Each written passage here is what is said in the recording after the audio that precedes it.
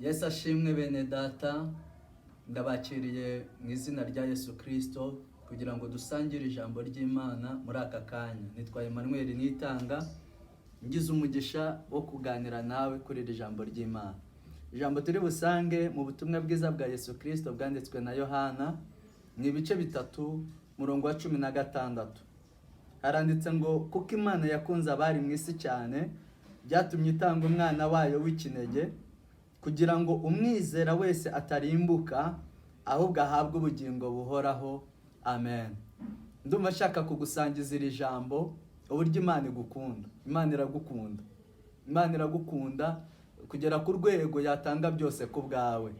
Imana iragukunda nuko ibyo ifite bitashira, ariko nubwo byaba ari ibishira yabitanga ariko ikakuronka. Yagutanze igiciro cyinshi. Abantu dufite ukuntu dukunda, dufite n'impamvu dukunda, tugira ibyo dushingiraho, tugira amahame iyo tujya gukunda. Umuntu murakundana kuko musangira, umuntu murakundana kuko mukorana, umuntu murakundana kuko muri ku rwego rumwe. Uzajya ugira icyo umukeneraho ukakibona, uzajya ugira icyo umushakaho ukakimubonaho. Ariko inshuro nyinshi urukundo rumeze rutyo, iyo igihe kigeze bya bindi wamushakagaho wabibuze, birangira rwa rukundo wari umufiteho rucogoye. Imana yo igukunda utagize icyo ufite, kandi inagukunda ufite byose. Imana iragukunda wayikiranukiye, kandi iragukunda no muri icyo gihe uri mu byaha. Imana iragukunda uko nguko umeze, uwo nguwo uriwe. Imana igukunda gutyo. Igukunda nta kigutegerejeho, cyakora igufiteho icyizere, igufitiye icyizere k'ejo uzahinduka. Imana iragukunda nubwo abantu baba bakwanga, nubwo nawe ubwawe waba wiyanze, ugeze ku rwego rwo kumva wiyanze, ubuzima wabuhaze, ngo ufitiye amakuru akubwira ko Yesu agukunda. Yesu aragukunda kugera ku rwego rwo kuba yakitanga ubwe ku bwawe.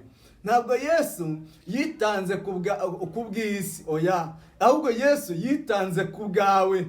Yesu ntabwo yitanze ku bwa rusange, oya, ahubwo Yesu yitanze kubera wowe, kugira ngo akuronke. Yemera gutanga umubiri we uba igitambo kizima, yemera gushenjagurwa, apfa urupfu rubi urwo wari bupfe, kugira ngo wowe ubeho. Yemeye kubabara, ababara umubabaro mwinshi kugira ngo ubeho. Kandi igitangaza, agukunda utamuzi. Ngurwo urukundo, agukunda utamuzi, agukunda ntacyo azaguca ngo wishyure ko yagukunze. Cyakora ategereje kimwe, ategereje ko uzamwakira, ukakira urukundo yagukunze, ukamusubiza urukundo nk'urwo yagukunze. Nta kiguzi, ntabwo ategereje ko uzishyura amafaranga runaka ngo kugira ngo umwakire, oya. Ntabwo ategereje ko uzamwitura ibikomeye, bihambaye, bihanitse, oya. Ikintu agukeneyeho ni kimwe kinyuze umutima we, nuko wakira urukundo yagukunze, ukakira amaraso yamenetse ku bwawe, ukamwizera, ukizera ko yaguha ubuzima, akaguhindurira ubuzima, imibereho y'ubuzima bwawe akayahindura, amateka yawe akayahindura. Ubu tuvugana, sinzi agaciro ufite muri sosiyete, sinzi agaciro ufite mu nshuti zawe, ntabwo nzi agaciro ufite mu kazi ukora, ariko Yesu yagahereza ubuzima, yaguha ubuzima, yaguha agaciro mu mibereho yawe, yaguha agaciro utazaniwe nuko ufite amafaranga. Njya mbibona, umuntu ajya yagira ariko ntagira agaciro, umuntu ajya agira amafaranga ariko ntagira icyubahiro, umuntu ajya agira ibigaragara nk'aho ari byose, ariko umutima we ugasigarana icyuho. Icyo cyuho nta wundi gitegereje. Yesu aragukeneye kugira ngo acuzuze, ubeho umutima wawe wuzuye umunezero, utazanwa n'ayo mafaranga, kuko urayafite ariko ntacyo ufite. Umutima wawe wuzuye agahinda, ufite bigaragara ko wahiriwe, ariko nawe urabizi, umutima wawe urabizi ko utahiriwe. Yesu aragukeneye, urukundo rwiwe ngo rwuzuze uwo mutima wawe ufite umubabaro. Yesu aragukeneye kandi aragushaka. Nicyo cyatumye yemera kuza, akaza kwemera, akitanga, kugira ngo numwizera utarimbuka ahubwo uhabwe ubugingo buhoraho. mwene data, uwo uri we wese, uko uri kose, ubuzima ubayemo, bwaba burebure, bwaba bukomeye, bwaba buruhije, bwaba bubabaje, bwaba bunanejeje, bwaba bugushimishije, uboneramo by'umubiri ukeneye, ariko nubwo umutima wawe waba utuye kure cyane y'amahoro, Yesu aragukeneye, kuko ubu buzima urimo nubwo utijwe, ntabwo uzi iminsi ubusigajemo, bwaba igihe kirekire cyangwa bukaba igihe kigufiya, ariko igihe kizagera ubwo uzishuzwa uru rukundo wakunzwe, nubutesha agaciro, nuruta ukarufata nk'aho rudafite umumaro kuri wowe, igihe kizagera ubwo uzabwishuzwa, uzishuzwa urwo rukundo, uzishuzwa urwo rupfu Yesu yapfuye wagombaga gupfa, imibabaro yababaye kubera wowe. Yesu yaragukunze kandi aracyagukunda wasinze, aracyagukunda mu busambanyi urimo,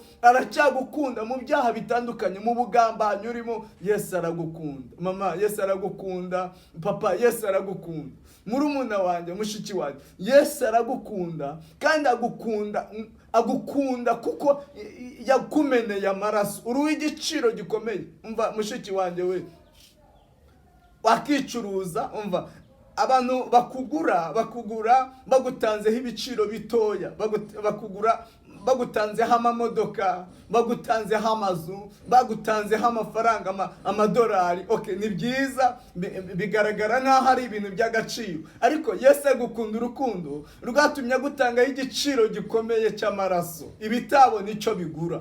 Yesu aragukunda, ni bitoya, amazu ni matoya, amamodoka ni matoya, amaviza ubona ni matoya, ni bitoya.